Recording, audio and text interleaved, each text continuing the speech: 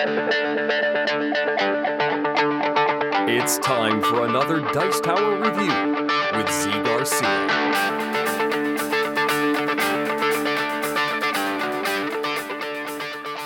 Hey folks, today I'm taking a look at a two-player board game called Haleakala, and in this one each player is attempting to move around a board that is sort of a volcano, represents an island with a big volcano on it, and you are building statues, you are moving a boat around, gathering up cards, trying to be smart with your scoring and come out on top when the game is over, which will be very soon. This game's pretty short.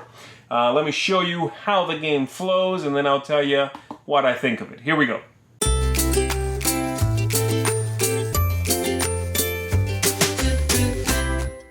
So here's what the game might look like set up. We have the central board. We have placed out some cards around the outside. The little boat starts here. And then each player is given a set of these tokens, 1 through 5 in their own color. There we have red and yellow. And then there is this board that is set aside as well. We'll come back to this. But for now, be aware it has a scoring track. It has some scoring opportunities here. I'll talk about a little bit later. And then these cards, some of which from this pile have already been placed around the central board. But they act as the clock of the game as well. So when the second pile here runs out, there will be a scoring. And then at the end of the game, there will be a scoring as well. And then here is the scoring itself. Again, we'll come back to this in a bit. I just wanted to show it to you now. Alright, so the way the game works is, of course, the objective is to get the most victory points. And on your turn, you are going to be doing one of 3 things. You are going to be taking one of your tokens here and placing it on a beach, and depending on which one you put it on, either allows you to move the your pawn, or you have to move the boat. And so the first action is place it, let's say, on the beach that is not adjacent to the boat, and then you may move your pawn up to 2 spaces. If you are moving, so I could do this, I could do 1, and then move over here for 2, okay? You cannot move uphill twice in the same turn. So if I start here on the beach, I cannot move into the plains and then the forested area there in the same shot, because I'd be moving uphill twice in the same go. This represents a volcano, right?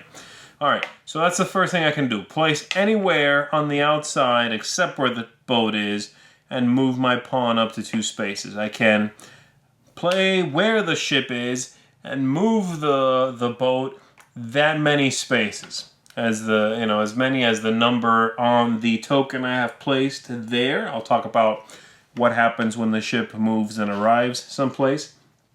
Second option is I can return a numbered disc from a beach to my personal supply from anywhere, assuming, like if this is like that. Well, I could remove one, and again, I get to move my pawn when that happens. And then lastly, if they are all out there, then I may simply leave them all out there and move the boat once. Okay? So, let's say some of these are already out there, and I, on my turn, place this one. Let's say these have also moved around the island. I can place this here. Let's say it's a 1. The ship moves 1, and now where it arrives, we are going to check if we control that area, if there's some tokens there, and then the cards sitting by the boat now are going to go to the players, possibly. I have a 5 there, that's my total. Red's total is 4. I am going to pick one of these 2 cards first, and the red player would get the other card, okay? If the red player was winning, of course, then they would get to pick first. And there can never be a tie because you cannot create one. I cannot play in here and create a tie. That's not allowed, all right?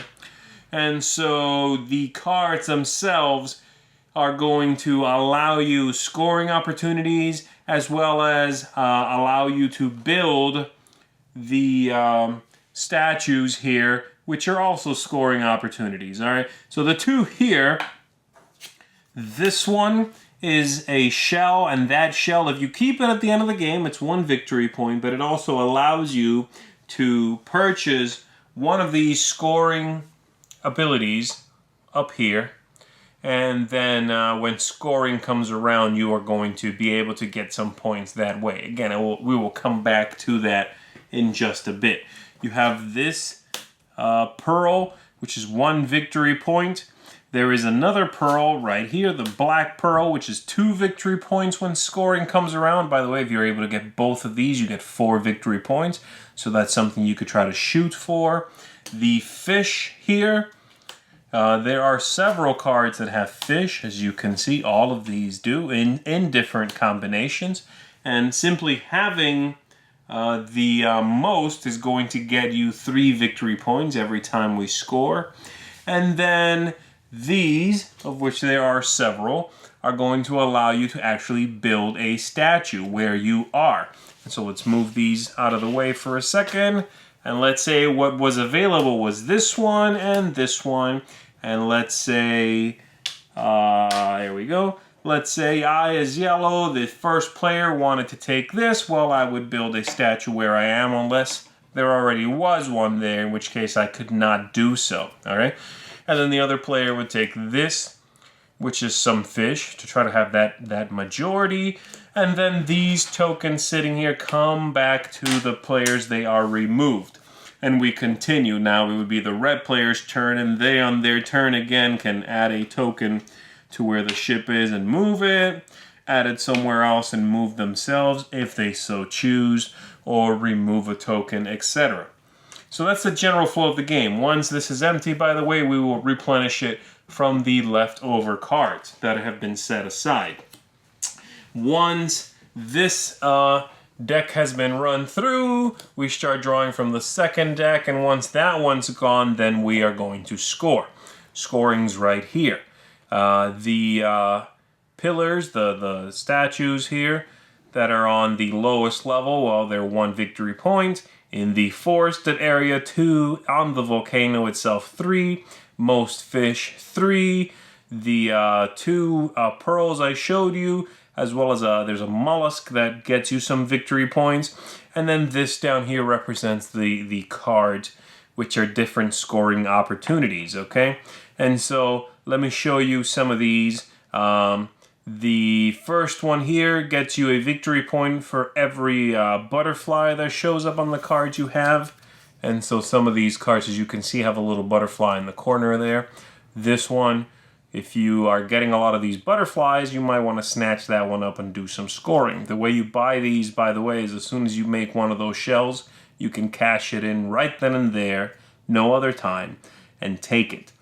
If you want to, you can just hang on to the shell, which you need to do, in fact, so that when you get a second shell, you can buy one of these at the top, because those take 2. All right? And so that's what that means. This one, for example, if you get 3 in a line on every level, you get 4 victory points.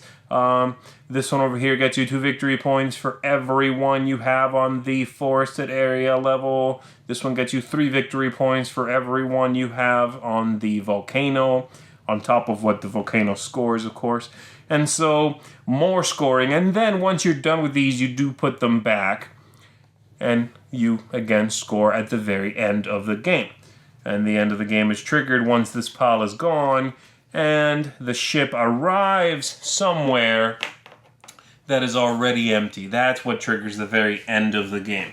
Besides that, there's a couple of other little things. Things like some lava might show up at the top of the volcano here, which flows down when scoring happens, right before scoring, and might take out some of these statues, and a couple of other things. That's the general flow of the game.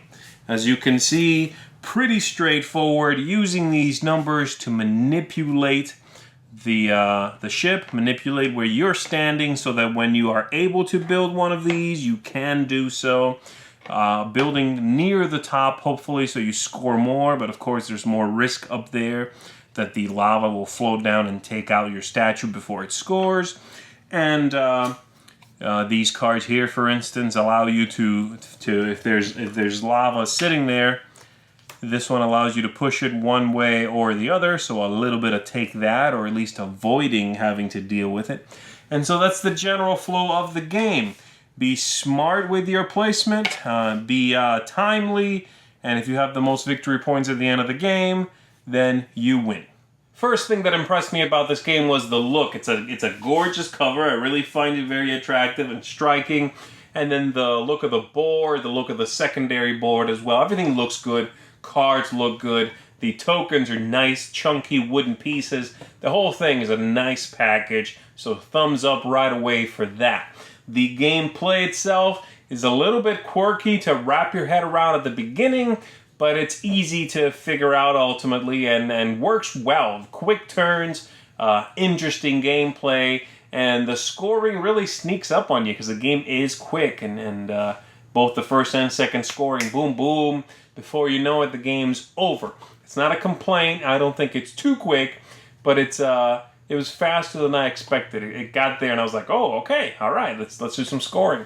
I'm a big fan of two-player games. I especially like two-player games that are outside the box in the way they work. This is not the typical card game, two-player game. It's not, it's pretty interesting. It's outside of that. It has a big board, It's got those unique scoring opportunities, things that are typically seen in games with more than two players. And so I was pleasantly surprised to see that this game, which is only 4-2, had all of those aspects in it.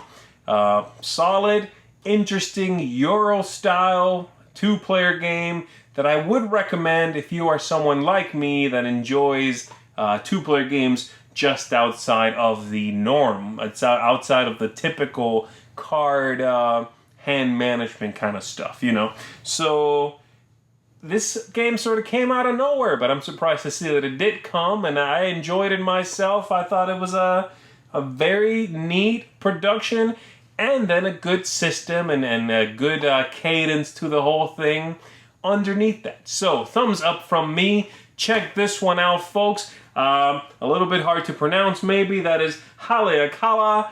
A neat, well-done two-player game. Thumbs up from me. Thanks so much for watching the Dice Tower videos. Find more great videos and reviews, as well as our top-rated audio podcast at Dicetower.com. You can also find other great shows at Dicetowernetwork.com. I'm Eric Summerer, and you've been watching The Dice Tower. The Dice Tower is sponsored by Cool Stuff Inc., where you can find great games for great prices. Cool stuff in stock. Check them out at CoolStuffInc.com.